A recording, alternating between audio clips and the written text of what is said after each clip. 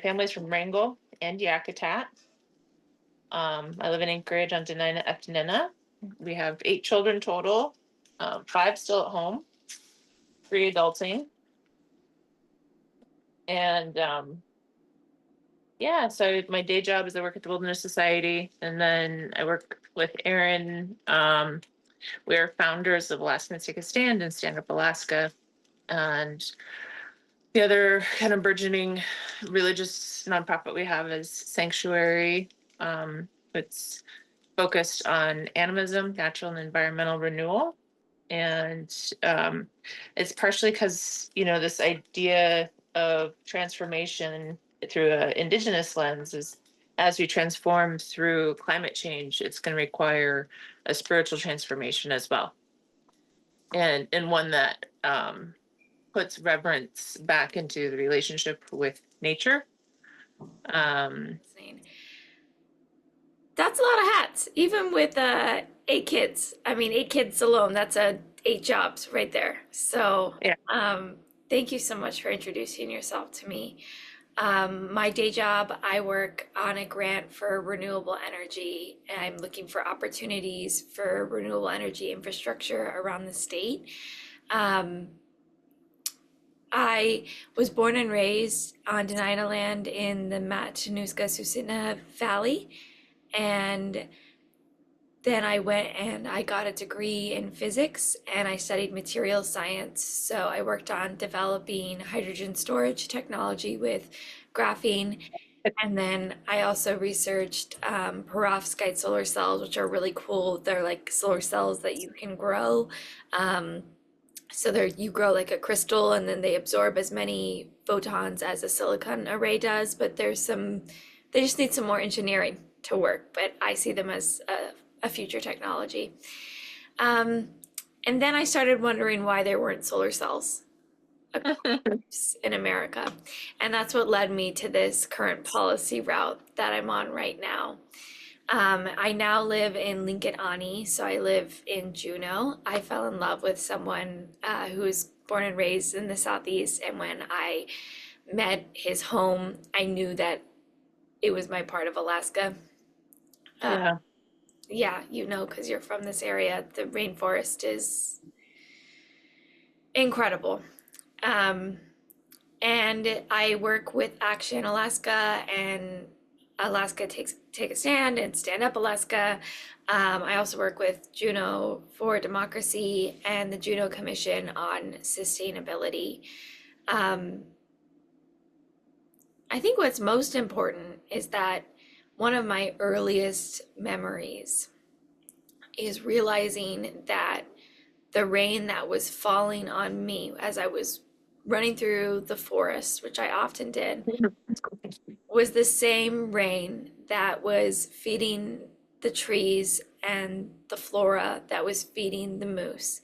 And it just kind of clicked for me that without clean water and clean air, I wouldn't be able to eat.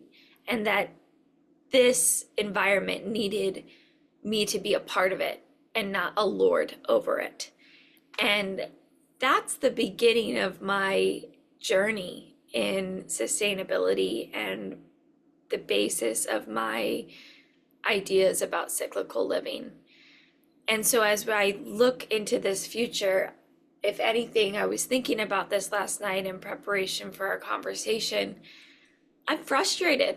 It's been a couple decades since I realized that. And when I did, there were many people that were much older than me that knew that truth as well, and that knew that fossil fuels were going to keep making that harder. Yeah. So right now I'm frustrated that we're still addicted to fossil fuels and I'm scared.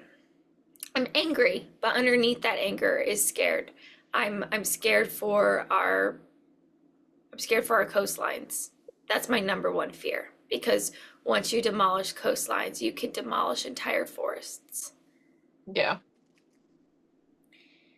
So that's why I'm very passionate about renewable energy and as one of those solutions to climate change. But what you said about the spirituality of needing to change, I mean, that's where my heart is I do think we need to change either way. I don't know if you're familiar with the book Pollution is Colonialism.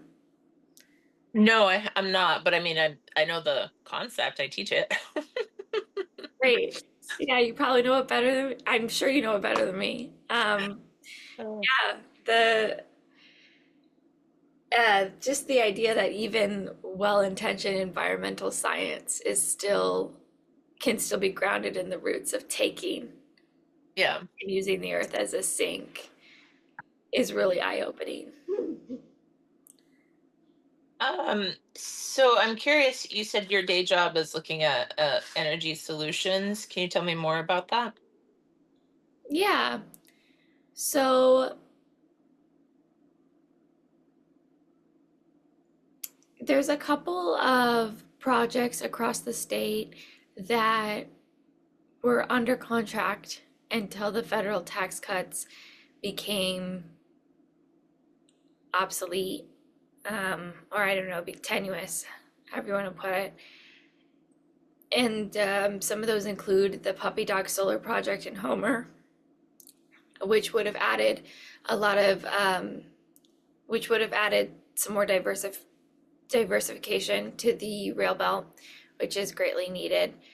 Another one is the Shovel Creek Wind Farm, which would have been up near Fairbanks and could have potentially also added more energy to the grid at a time when the rail belt is facing a crisis, where the same place that I grew up diligently doing my homework could turn into rolling brownouts uh, Yeah. without this energy. In places like Cordova, they need a new hydropower plant. They already have it mapped out, Crater Creek, about $12 million. I'm going up to Utqiagvik next week, and I'm going to talk with them about some of the renewable projects outside of the hub that could be really beneficial. Kotzebue is already a leader when it comes to rural Alaska. They have batteries and solar cells and their own wind farm, and they're working on helping the villages around them also have access to this technology. So I'm looking at where there's need and where we can look at for leadership. The hard piece about what I've done in the last several months is that there's not a lot of, now that the federal tax credits are gone, there's not a lot of money, Hmm. and the state can't provide as much money as I would like. And I get it. If you ask me, I'd rather put money into education because I believe that's the cornerstone of a society. That's how we're going to get out of this mess, no matter what. But the senators I've talked to don't see a way forward to fund these infrastructure projects in the same way that the Inflation Reduction Act was going to. So right now, I'm looking at wins that we can do without changing the financial structure of Alaska, which I think probably needs to be done. It needs to be done. That needs to be done. But that's a large step. So net metering, giving people money back on their electric bill because they've chosen to invest in renewables for their homes, making that of the law that utilities have to give back. That's one thing that I'm focused on with the Alaska Center this legislative season. Excellent. And so the contracting, so you're an individual contractor? Yeah, I'm an individual contractor for now. Okay. So, okay, so can I ask a couple of questions as a completely climate novice because you guys are really steeped in climate and climate has its own language, right? And so Right. I want to make this accessible for people who maybe climate this is their first foray into climate or they don't actually understand the scale because we're not just talking to Alaskans here. One of the things that we've talked about for years, Meta, I know, is that renewables is the way that Alaska has to go to have a future, right? Right. We have to get off of the oil industry, and we have to switch to renewables. And it's going to happen easy, or I mean, it's not going to be easy, but it's going to happen now, and we have time to invest in it, or it's going to be, and it's fast moving toward a crisis where we're going to have to do it, right? And then it's going to be even more expensive and more disruptive and all of the things that we're concerned about. Yeah. So, one of the things that we are trying to do is raise the level of awareness about climate as it relates to Alaska, as it relates to actually getting the infrastructure dollars that we need so that we can become energy independent and possibly even an energy exporter to the rest of America. So I'm setting this stage like that's our audience, right? And so, can from both of your perspective, lots of people outside of Alaska, and we all talk to people outside of Alaska all the time, they don't really grasp the scale of what is happening.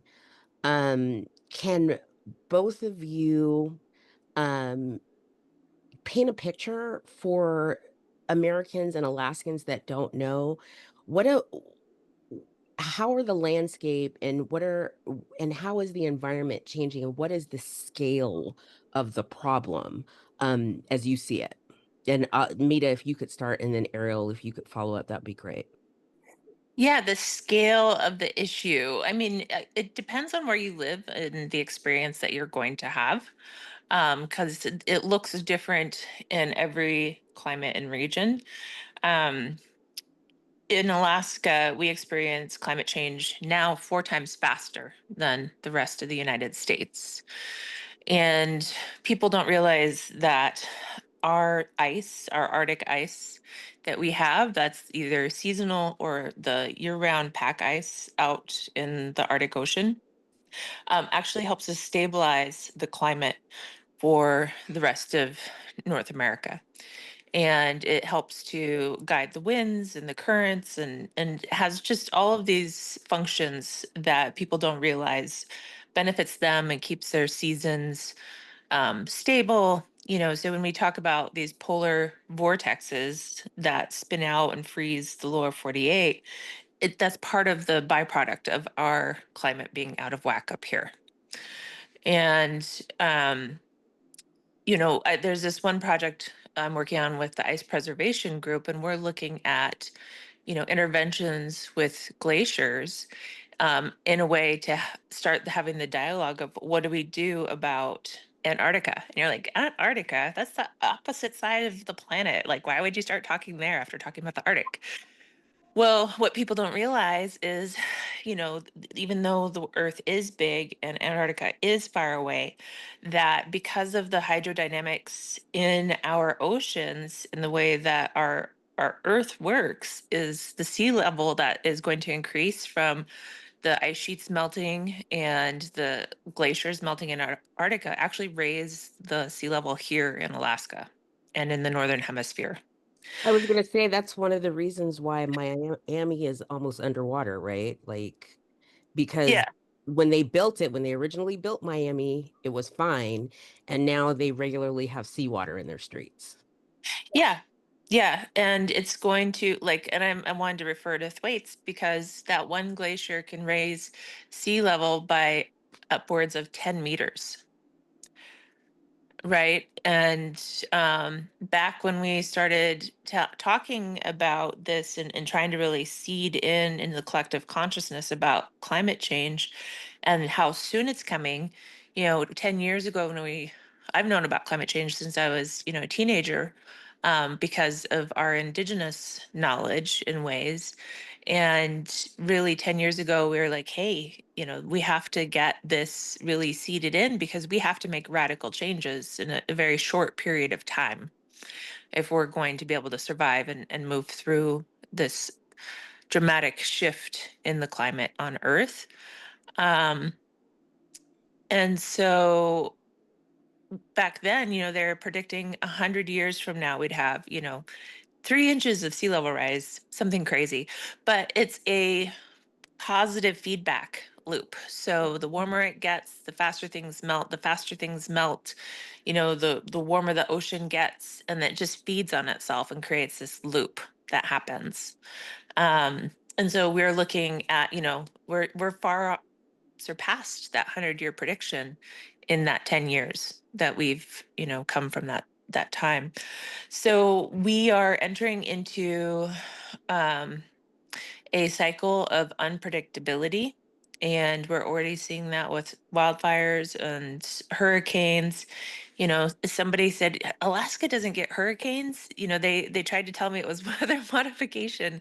And I said, there used to be an actual ice wall between um, the Pacific Ocean and in the Beaufort Sea before the Arctic Ocean. There used to be like an ice wall under there. It's gone.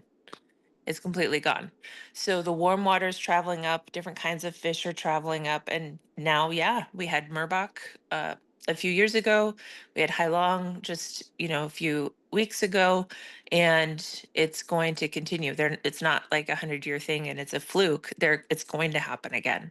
I was going And to say, and people should understand that hurricanes on the East Coast are typhoons on the West Coast. It's the same thing. yeah, yeah. And was I saying hurricane? Yeah, typhoon. Sorry. But when we're looking at this sea level rise with the storm surges, the destabilization, the amount of force that we're seeing with the currents and these typhoons, you don't move up, 10 feet or 30 feet. We have to actually move up and in 200 feet. And the reason I say that is because, from our cultures here in Alaska, we've been here a really long time. We have communities, we've always built at sea level, just above sea level.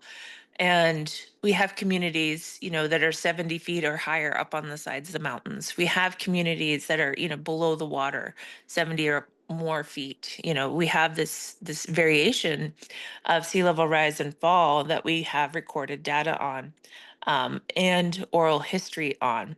And so that's going to, the plants are going to change. What's able to grow is going to change. The seasons are going to change. Everything that people thought was stable and secure is going to go out of whack.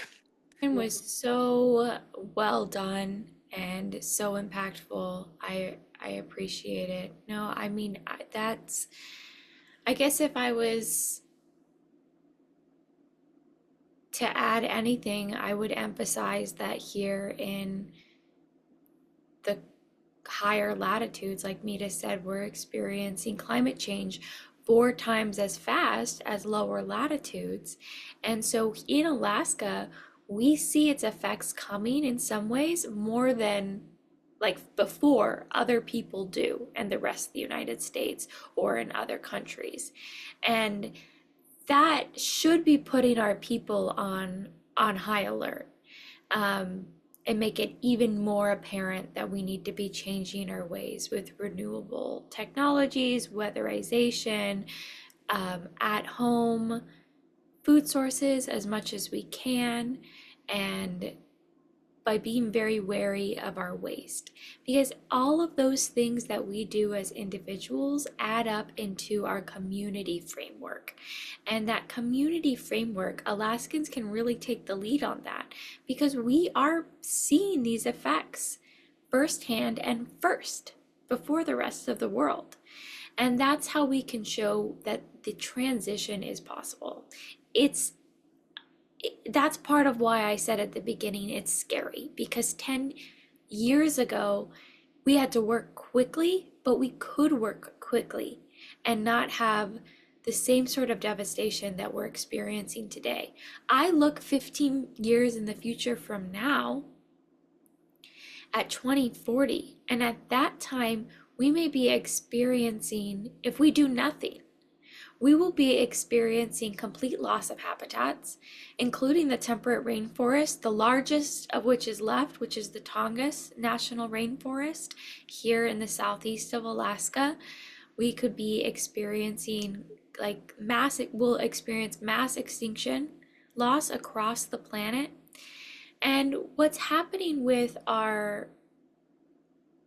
the wind and ocean currents that come from the north and regulate temperatures and rainfall for the rest of the continent and then for the world, because all of these currents are connected in our little sphere that we call Earth, that is only going to become more extreme as well.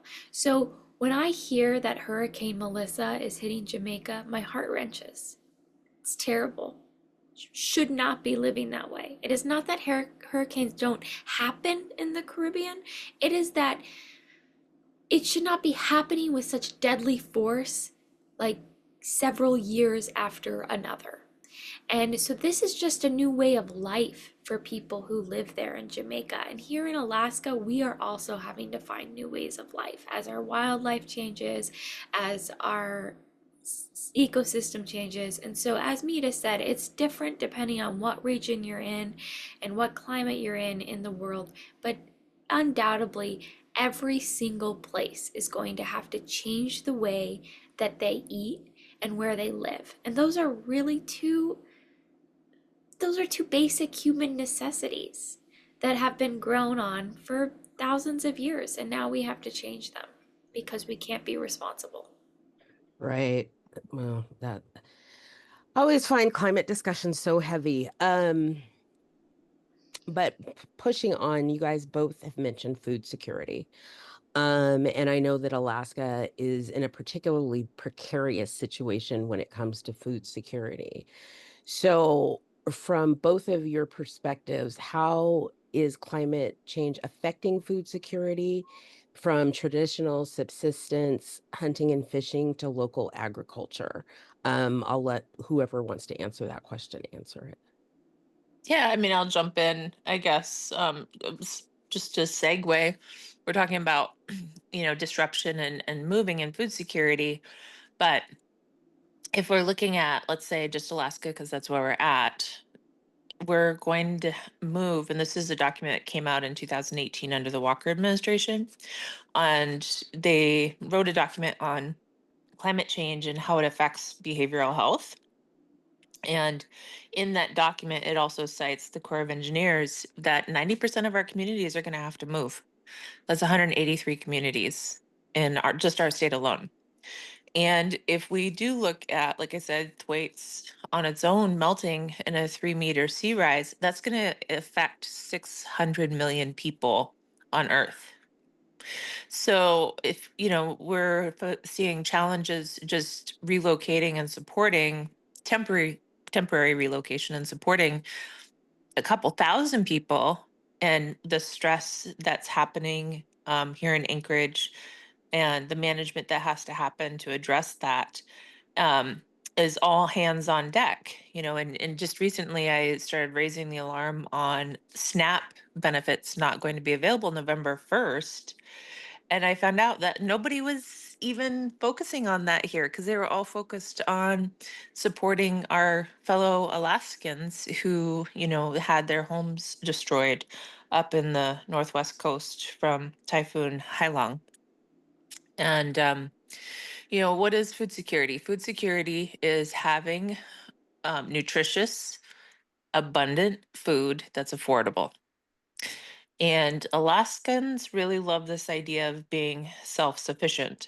But the reality is we're still, and I would really love to stop citing this quote. We're still shipping in 95% of our food and goods and medicines into the state. 95%. So that means if we have a ship, which we did a few years ago, that's one of the ships is broken down. Ships deliver goods into Anchorage on Tuesdays and Sundays.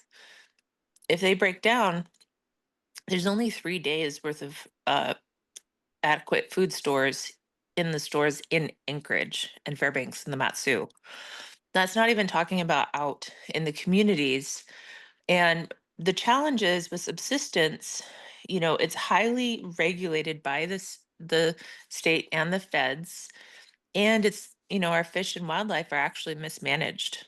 And traditionally, the indigenous people worked to augment abundance. At contact, it was said that you could walk across the river because it'd be so full of fish and just boiling with fish. And now, they're depleted. They're gone. They're not even going up into Canada. And now we have depletion in the Yukon and Kuskokwim rivers. And Bristol Bay is the biggest holdout. Southeast still has fish, but there's even some shutdowns here and there on king salmon, or but we almost lost from overfishing. A lot of our herring down there in Southeast. So if we had a event, whether it was climate or maybe a social unrest or anything that happened that stopped those ships from coming in, we would not have food in 3 days in Anchorage for 230,000 people. I have two neighborhood moose. They would be gone in a heartbeat. Everything, people would be trying to figure out how to feed their families. And we already have desperate people, even with the ships coming in. In Alaska, we have 60,000 people who depend on SNAP. Food benefits, food stamps is another term. 30,000 of those people are in Anchorage, and they face food security, even though we have so much abundance just right there in the store. But when people's children start getting hungry, or if they're facing hunger, they become desperate. I faced hunger in my lifetime. In school, going to college, and having children, I had to rely on food support at times, and it's a necessary staple for the state. And we do have subsistence culture out in our rural communities, which is really the only way that they're getting good nutrition. If you ever travel out to any of the villages, the village stores are extremely expensive, and there's not really access to variety or anything. I mean, if there is a bell pepper, some places it's moldy. If there is an avocado, it's rock hard. I've been to communities where there's the option of fresh vegetables is like a half wilted head of iceberg lettuce, which doesn't even have any nutrients in it anyways. So um, we have to start producing food here in the state and producing our own goods here in the state if we're actually going to be sustainable in the way that we believe that we already are. Yeah, I think it's I really appreciate that you said like Alaskans like to believe that we're self-reliant. I think that that idea is so pervasive in our culture. And that idea itself, I'm probably I'm probably a little I'm taken by it because I hate that 95% number too. And I do want to believe that we can become more self-sufficient, but that's dependent on the land. If the land cannot support 744,000 people living everywhere, then we can't be subsistence. And I don't think the numbers really work out now that we've had this influx, now that Alaska has had an influx of visitors of who now live here. And you mentioned that food insecurity, we already have it. There's already people that depend on it. SNAP benefits are going away tomorrow. That when people are hungry, they get desperate and they do desperate things. And so hunger is this one part of the climate change catastrophe that is going to cause people to be desperate. What happens when they have no home and no assistance to help them relocate because of a typhoon or because of a hurricane? People will also become desperate. I want to rely on our human inner good, like our inner good and our desire to help other people. And I want to hope that that's how we'll handle these struggles. But as a planner, I'm frustrated because we could be planning to have even 10% more food that is provided from Alaska, perhaps protein. And we could have a stronger network of vegetables that are coming up from various sources. So not just one boat can float or sink our entire or half of our population, or really our entire population, as the food goes north or out from, I should say, out from the rail belt. I also see a lot of promise in hydroponics, and it's really exciting to see that there's some hydroponic programs here at Sea Alaska where they're trying to grow some amount of herbs and lettuce for the season. Um, they make them for individual families, and so I'm sorry, I keep moving back to technology because that's what I'm used to. That's what I studied.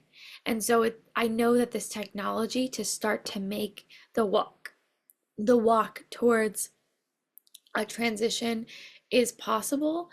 It shouldn't, but I also, I also believe it shouldn't be forced. But if we don't start to decrease our fossil fuel outtake, then these are going to be some of the solutions that are left for us. And, in Alaska,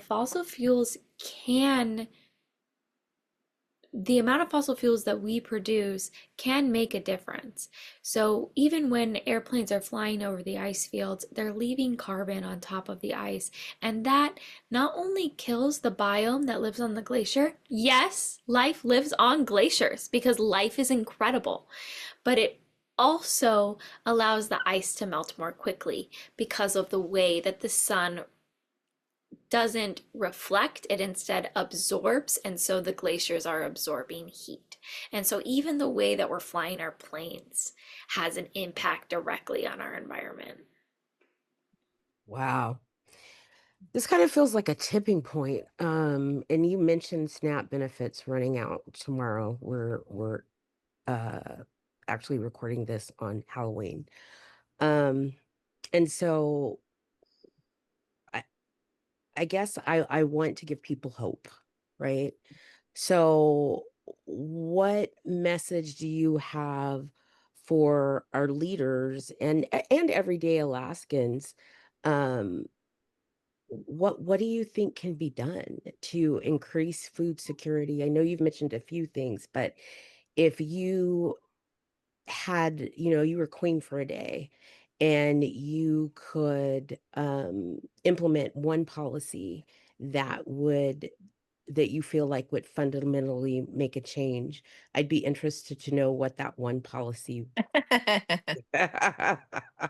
What, I get one for Yes, food you security? only get one. You're only queen for a day. You get one. If And I was so, paying for a day, it'd be way more than one. But if I had the one request, it would be, all those sneaky subsidies that are going off to the oil and gas companies. Mm. If we fed that directly into our food systems, we would transform in months, matter of, and I love hydroponics and that idea, but we're even shipping in the fertilizer for those hydroponic systems, right? Like that's how dependent we are on shipping. So, yeah, I would transform those subsidies into our um, farms, that we have, and building new ones. We used to have dairies up here that were quite successful, and just the production that we could have would be amazing. We would start shipping to our neighbors if we did that because we have space. We have yes. beautiful space. I mean, we're 20% of the United States landmass. The Matsu Valley used to produce 55% of the state's food consumption. Yeah. And yeah, so it was between the Matsu Valley food consumption output and subsistence, the state ate really well and had nutritious food. So that's what I would do. And then Nope, you within only get one. yeah, within that transition, we'd have to figure out like who's gonna figure out how to grow coffee. Or we need to change our Primo Alaskan cheese and exchange it for coffee. And, or maybe we can grow some coffee inside. There's some peat that can be made from southeast, like driftwood. Um, for hydroponics. We can figure it out. Yeah, I actually I'm a fourth generation child of the Matanuska Susitna colony experiment. And uh, for all of the tangles that comes with, I am aware of we were dairy farmers. And so my grandmother would take the cows up the mountains every morning and bring them down and milk them. And that milk would feed many Alaskans. And so that land is still there. There's still one or two farmers in the Matsu. They make the strawberries and some of the lettuce that comes out during the summer. I think it could be a huge change if we put our money into food. And I like that you went to our basic need. Like we can't get through a day without, I mean, we can. It sounds like we're all familiar. You can get through a day without eating, but we would never want that for our children. And when Mm. you do it one day after another, then you really can't. You start to change. So I really appreciate that that's your decree for the day. I think it's perfect. Uh, What's yours, Ariel? well, can my decree not be about food security? Yes. Okay. All right. Because I agree. People need hope. Not only do we need hope, there is hope. I am one of those. We've talked about all the sad things here, but those are our motivations because there is technology, there are people, and there is a reason. Our community, the people we love. And so, for all of those reasons, we can transition and we can do it quickly. And so, if I was queen for a day, I would speed up that process and I would start to develop, I would, um, I would inject our higher education system with, I would inject our higher education system with the money required to put out renewable energy technology that works in Alaska and pair that with a working, because for me, that's a whole education experience. Pair that with a working end of things where we now have manufacturing lines that assemble this material in state. It's still going Mm. to require trade, but this is going to allow us to have this pipeline to create our own energy that is not oil and gas and will give jobs within our state, which is going to bring more money into the economy for food. And then other countries and states are going to start to look at us for exporting of renewable technologies. And why not? Why not should they look for us for exports for food and for technology? We've got the space, we've got the intellect, and we have the 1,000 years of knowledge and stewardship, which so many other places don't have. And while we have done so many wrongs to our indigenous community, they still stand. And we can look to leadership, to the stewardship that's been had on this land. So, Queen for a Day, technology pipeline, we create the renewable energy. Oh my God, I love that. I love both of those things, and I grant you each. Thank God I'm not queen. Thank you. Thank God I'm not queen because we all know. So, rounding this out, I mean, there is hope. You're right, Ariel. There is hope. There must be hope. We have to have hope. Um, and having worked in this space, especially in this last 2 weeks, I've seen a lot of people that are really concerned about their neighbors, right?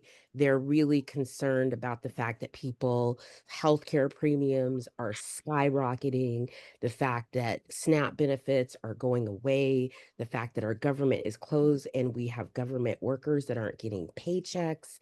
And it's the only way I feel like we're going to get through this very, very divisive time in our state and in our country is together as a community. And that's why we are trying to do more community dinners. We are trying to stand up a food pantry and a refrigerator in Mountain View, so that tomorrow when people wake up and their EBT cards are not recharged, they have options, right? And so for our if you could ask Alaskans to do one thing in the next week or two to help create that sense of community and to help patch some of the fraying of the social safety net that we see, what would you have them do? And I am once again, because I know both of you, and I know that you have a lot of good ideas. I'm going to say just one Mhm. thing that they can do in the next week or two that could help. Um, just community members in Alaska. Yeah, just Well, community members in Alaska, let me not restrict you because I don't want to put babies in a corner.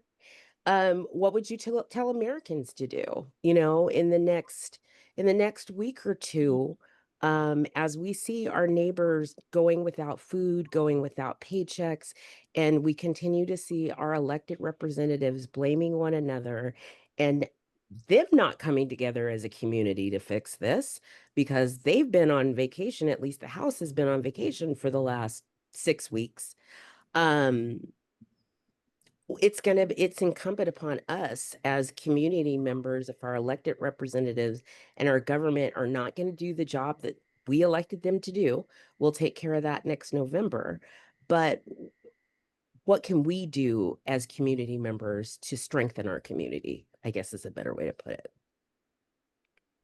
um, oh my gosh, there's so many levels. But I mean, since we have this like impending doom in 24 hours for a lot of people, and it's very real.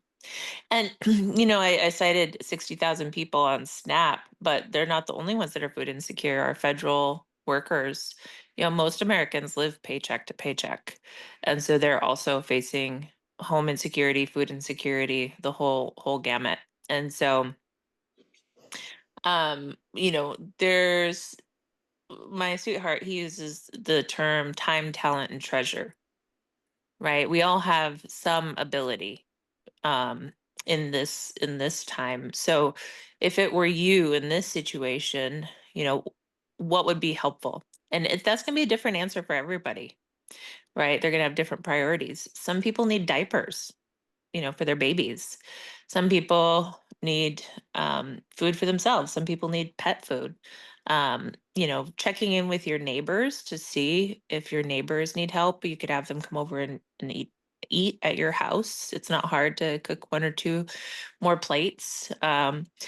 You can donate to, if you just don't have time and you want to just donate straight, go to the Alaska Food Bank. Just donate there. They're the main coordinators and the heavy lift. If you don't have money, or want, to have people come into the home, you can volunteer in food distributions like the Emoja Workspace Food Pantry. You can help to disperse food from these areas. They need as many volunteers as they can get. Um, there's going to be people's heat turned off, water turned off. So checking in with, how you can support that or advocating with the boards that oversee, because a lot of our utilities have boards with elected members. You could advocate for them to put a moratorium or a pause on shutting people's utilities off until, we get through this because it is winter. It is cold. It is dark, and it's only going to get more cold, um, or I should say, colder and darker for the next couple of months. So we have to just really be our true Alaskan selves and pitch in any way that we can. Yeah, it's very true. We started off by saying how Alaskans like to think, say we're self-reliant, but another thing that I love about this state is that we take care of our neighbors. If I am broken down on the side of the road, I know someone is going to stop to help me because I'm going to stop to help. So, yeah, it's really time to it's always been time to check in on our neighbors, but now we're talking about issues of life or death. No food, no heat, In the winter, those numbers are only going to go up. I think if I could get this message to all of Americans, I would say in the next 2 weeks, do the get together challenge. I'm making this up. Get together and talk about how fossil fuels and our reliance on them is hurting our community. And don't just talk about numbers, don't just talk about the rise in temperatures, which could be up to 2 degrees Celsius in 2050, which would definitely kill the humpback whales. Talk instead about how the humpback whales are likely to disappear and how that affects our communities and how that affects what you see and what you eat. Talk about the ways that climate is affecting our very families and post it. Post something afterwards. Post something afterwards and say hashtag resist climate change or hashtag climate change. Get something out there. Make sure you're part of a conversation, because the only way that the people with the money to change our infrastructure are going to listen is if we are public and if we are united in that. So if in the next 2 weeks I could get 3 million Americans to get together and post afterwards about why climate change means something to them and their community, I believe that senators and representatives wouldn't be able to ignore us in this next round. They would at least have to talk. And that is a step for America, for the rest of the world, and for Alaska, because they are trying to extract our resources, even more so than before. They always have, but now they're really going for the last little bit of fracking up in the north and less little bit of liquefied natural gas. This conversation needs to stop. We need to talk about a new energy future. Talk about it with your friends, talk about it with your families. Maybe don't go out of your way to convince somebody who can't be convinced. Let's instead join together our hands with people that we know might be open to the conversation and leave room open for those who will join us. Well said, both of you. Um, so I love this conversation. I would love to continue having this conversation with you, lady, because you both know so much about this particular issue. Is there anything that I haven't asked you today that you would like folks to know about yourself, about where you're at, about what you'll be doing in the next 2 weeks, about what your kids are going to be for Halloween? If I knew that you were recording today, I would not have been eating breakfast through the beginning of this. And I would have at I least want you to know that this will be highly edited. and I would have brushed my hair. Yeah. Well, I don't know what to tell you because look You at look me. great. Like, honestly, I wouldn't say anything otherwise, but you look great. You Um, do. yeah, so I guess I don't know, final message. I mean, it's not final. We've got lots more conversations to be had. I guess, kind of like springboarding off of the concept of hope is humans have been around for a very long time. And we managed to survive through very dramatic changes on Earth. This is the smartest, most technologically advanced we've ever been.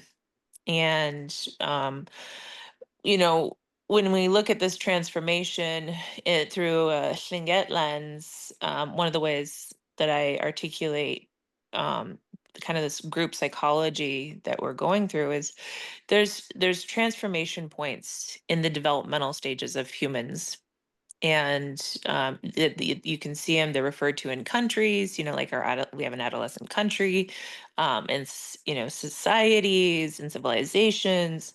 They also have these maturation points, and so traditionally, one of the big maturation points is rites of passage, and there's they're always facilitated by some kind of journey, adolescence into adulthood. And so it's either an internal journey or it's an actual external journey.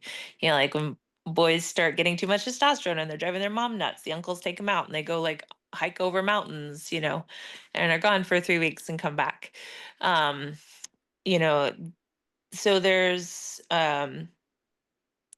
migrations that happened throughout all of human history to change their locations for finding just the best place to be, or just because they're curious and want to find more.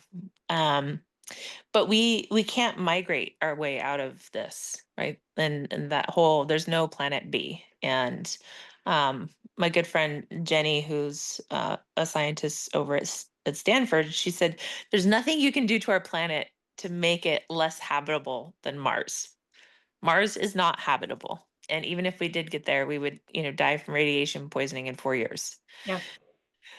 And if they did figure out how to take people there and have this Mars station, they're not taking us with them.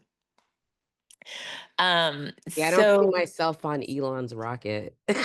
not happening. Not happening. Didn't get the first I invitation. just give me the keys to We're not Earth. his Have best fun. friend. Just No, I leave don't me think we're the his best friends. no. No, it's like just leave me the title to Earth. Go have fun on Mars. We'll see you later. Um, but so what is that? Then that means that it's going to require that internal journey, and that's kind of where I started today. Is that internal transformation and meditation? Who do we want to be as humans? What do we want our legacy to be? How do we want to be in relationship on with the planet? And so that internal journey and spirituality and vitalizing that relationship that we've had for many many years. Right now we're very bad partners, we're very bad stewards. We're kind of loafing and mooching. So how as humans do we become good stewards again? And so that's the journey or transformation. And one of the things that Dr. Grandma Rita used to share is that, when there's going to be a sign of us going to be able to make it. And she said, we'll know that we'll be able to make it through these challenging times that are coming when the white raven shows back up in Alaska. And as you know, we had the white raven with us 2 winters ago. And so for us who've lived with that prophecy and that story from Grandma Rita, it was very assuring. But it doesn't mean give up and like everything's gonna be hunky dory. We don't have to do anything. It's actually quite the opposite. It's like when you have, that last, if you've been on a marathon walk or a run or, something arduous, and then you realize that you're almost done, you get that extra boost to be able to push through and to make it to the end. And so that's what we need, is that boost of really coming together, really doing the work, and taking ownership and responsibility for ourselves individually and collectively. Yeah, Mita, I had goosebumps, especially, when you're talking about, yeah, humans, Homo sapiens, we've got 30,000 years of record. The hominids, over 300,000 years of human record for that. We we can survive through great changes. The change that's coming here, like you said, is out of any context that the Earth's normal cycles go through. And so, unlike surviving the last large ice age 10,000 years ago in the Pleistocene, this isn't like that. This is going to be different disasters, warm and cold, around the globe. There will be no place to migrate to be safe. And I love thinking about how we are the most advanced that we've ever been as a society. And we have the most technology, at least in that way. We're the most advanced that we've been as a society. And kind of banging my head against the wall because we're the most advanced technologically. So where is it that we need to catch up? And it's exactly that. It's that journey from adolescence to maturation where we need to catch up with our minds and our souls. We need to decide who we are going to be. Not to parrot you, I feel so strongly about this as well, that we have this opportunity of knowledge and wealth and globalized connection. I mean, the three of us are talking right now in completely different places. Well, at least for me, in whatever, in different places.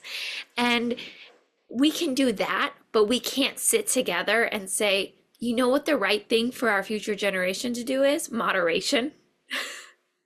And that's, I don't agree. I think we can. We can sit down. We can decide in moderation. We can go from adolescence to maturation. But here, at least in the United States, that's going to require us to turn away from capitalism in a large part. We're going to have to turn away from overconsumption, overproduction, and we're going to have to ask ourselves what is really important to be made and decide what's really important to us, what is saved, or at least what we don't destroy. You ladies, I love it. I love it. And I think it's important. I love that you guys both brought it back to where you did, because we spew out a lot of numbers, and I think it's important that we remember that the numbers are not just statistics, they're actually people, right? They're our neighbors. They're people with hopes and dreams and families and their own community, and they're suffering. And if they, as much as they suffer, we suffer too, because we're all a collective, right? And so as we heal ourselves and help others to heal themselves, we will be better as a city, as a state, as a country, as a world, as a globe. And so the challenge is great, but our capacity for compassion and action is greater. And I believe that. And I believe that we have to meet this moment together, because if we don't, we will perish apart.